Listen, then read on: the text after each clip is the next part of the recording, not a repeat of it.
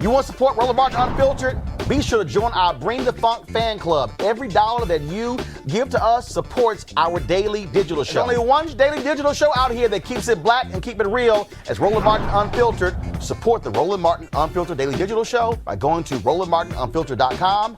You can make this possible. Conversation African countries, as I said on Thursday, back off their call for the UN's top human rights body to launch its most intense scrutiny of police brutality and systemic racism in the United States. It's believed that American officials led back-channel talks to air opposition to the idea. Pull my panel back in. The moment I'm going to talk to Johanna Leblanc. She's the National Security and Foreign Affairs Legal Analyst. Let me know, folks, when she's on. Amisha, this is what the United States has always done. America does not want anybody looking at our stuff. Mm-hmm. Amisha, go ahead. Can you hear me, Mashia? Okay, we can't hear Amisha, folks. Oh, I'm sorry, I was on mute. There we go. Go ahead. No, it's that America has always had a habit of policing every other nation. We are the police of the world when it comes to humanitarianism, when it comes to human rights violations, when it comes to overzealous leaders or leaders who we just wanted to depose of, even if they weren't overzealous. However, we have a huge problem with seeing tragedy, seeing human rights violations within our own backyard. The issue with the UN coming in, I think it's extremely smart to elevate and raise awareness and have the UN be able to cite a lot of the issues that are particularly affected African Americans when it comes to human rights violations and immense brutality that has occurred within this country. This isn't the first time, though, that the UN has been a part of and a parcel of moving the African American community forward, specifically when it comes to violations of our own government against us. And I think that right now, considering the place that we are at in history, it's extremely vital that we look towards organizations or multinational organizations, because what we have in America right now is a president that is not only a nationalist, and by nationalist, it's not just America. He is white America. Let's not be confused in any way. He is also populist America. And what we know about populism is that it has never worked in the favor of minorities, specifically Black people. And the UN has a very strong not only rhetorician around this, but they also fully understand what their leadership role is in elevating and pointing out a lot of the institutional biases,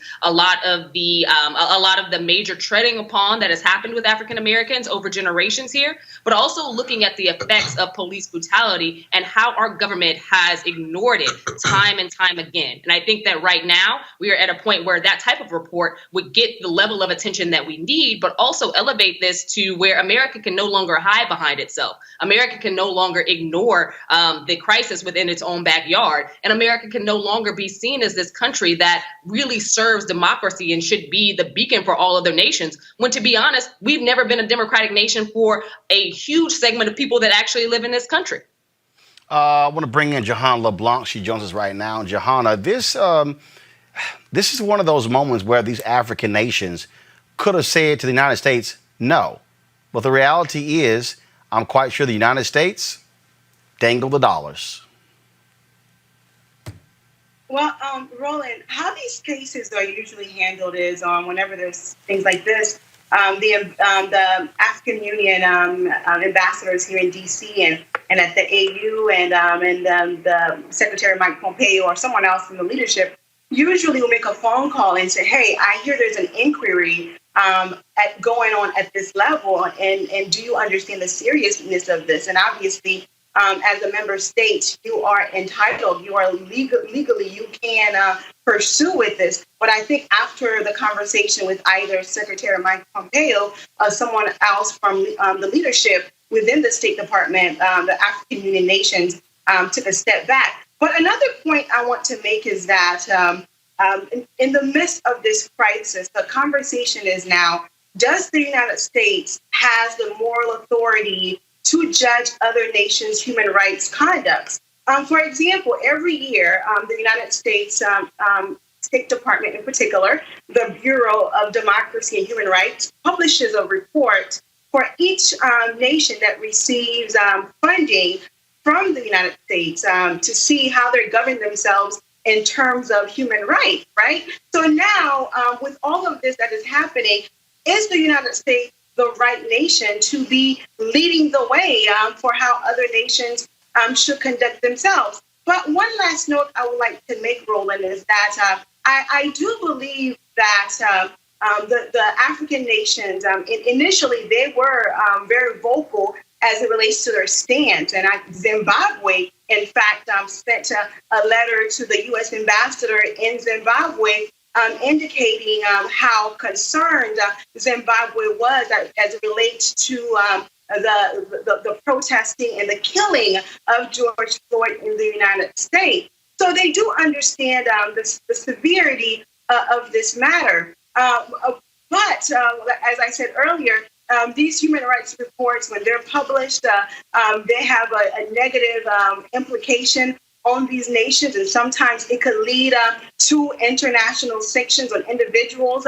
In fact, just recently in 2017, the former president of the Gambia, was slapped with a sanction under the Magnitsky Act for human rights violations in his country. And that act, what it did to the former president of the Gambia is that it revoked his U.S. passport and also blocked all of his assets here in the United States. But again, I do think that countries understand the severity of this, because I think COVID-19 also taught us that we're all in this together. My liberation is tied to the liberation of my sisters and brothers in South Africa, in Malawi, in Eswatini, and in Zimbabwe, because we saw how one person was infected with COVID-19 in Wuhan, China, how it had led to a complete stop to a global economy and the death of countless Americans and others all across the world.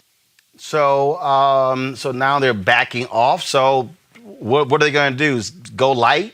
Are they saying don't investigate at all? What are they going to say? Well, to be frank with you, Roland, the resolutions that usually come out of the UN usually have no teeth. Now, the Commission, the UN Security Council, is the place where resolutions that are adopted are binding.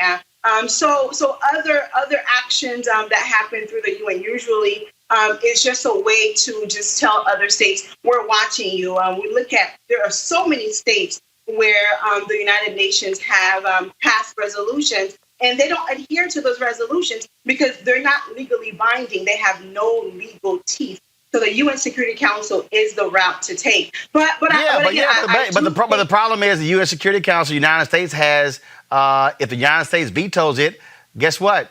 There's no resolution.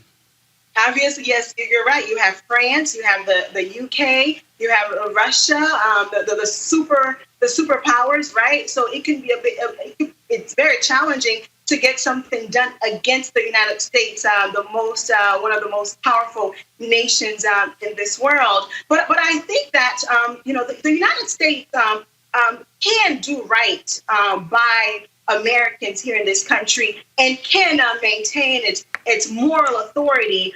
This is the moment where America has to do the right thing. Mere executive orders are not sufficient. Even laws passed through Congress, I will say, are not sufficient. One of the things that I learned my second year in law school was that laws are great. They are a piece of instrument that you can take to court to be redressed for your harm. However, I do believe that the hearts of men must change. And as citizens of this country and wherever you are in the world, you have a duty to check your implicit biases and really ask yourself, how is that bias may impede someone's ability to pursue life, liberty, and happiness? And until we're able to have these frank conversations with ourselves, with our family members, I don't care what kind of laws we have on the books, people are still going to violate the law. The hearts of men must be changed, and it is something that no society can legislate. Johanna Leblanc, we really appreciate it. Thanks a lot. Thank you. Dr. Carter, I want to go to you on this. I mean, this is part of the problem. Part of the problem is that when things happen around the world, we can protest, we can come to the aid of other countries. Mm-hmm. For black people and other people in this country, the reality is this here, and this is why it's sad what those African nations have done, is that we don't have a home country. This is it. So it would bring, just like when you had those black workers at Polaroid and other African Americans before them who were highly critical of South Africa. And then African Americans rallied to stand with those South Africans to seek their freedom. Same in Rhodesia, which is now Zimbabwe. Same thing when Ghana got independent. Same thing with other African nations. This is where international pressure is needed. We need also those white prime ministers to also call out this country when it comes to racism, because America should be taken to task and not be hypocritical and question everyone else, but not itself. But this is what America always does. I mean, when the League of Nations was formed, Woodrow Wilson, probably one of the most racist American presidents to ever exist, just single-handedly bounced a principle, a treaty that the Japanese government wanted to add, acknowledging the principles of racial equality for the League of Nations, which would become the UN, right? You had the Civil Rights Congress in 1951 try to go to the UN to lodge the complaints about the murders of Black Americans by the government and other state-sanctioned actors, right? So this is a part and parcel. I mean, the United States, even though it signed on to the International Criminal Court and was happy to see people like Gaddafi and others be sued internationally and brought up on charges, won't allow those same courts to actually have prosecutorial authority over Americans, right, who break international law. So this is what we do. We use our military, the fact that we have one of the largest militaries in the world, the largest in the world, to bully other nations. We use the threat of withholding funds. America does not like to be called out on the carpet internationally. And this is, again, another moment where America has been caught with its pants down and everybody can see, yet it'll pretend that they're wearing undergarments, right? So I understand the pressure that these nations face to back off, because if you're out, the only person out here, and you do need folks like China and other nations to come forward and support you, it is a very lonely and a very difficult place, because the United States is an international bully. They have done this repeatedly while eschewing any kind of greater scrutiny into how it treats its Black citizens. And so I'm not surprised that these nations have softened their stance with respect to the United States and these these international organizations. Rob, America hates being called out, but getting called out is necessary. Yeah, America is the worst, and when it comes to self-awareness of its own deeds, just like Dr. Martin Luther King, it was his whole focus was just making sure that America lived up to what it said on paper. Just do what you say on paper. We want your rhetoric to match your reality, and we have the greatest of ideals, but we have so much room to go in order to actually make sure that particularly African Americans are given all those rights. So it's so interesting to see the rage that a lot of Americans and American officials get when people call them out on their racism. Look, I want them to get just as upset about being called out about racism as actually being racist. Then we can actually make some progress. All right, folks, back to our Roland Martin Unfiltered video in just one moment.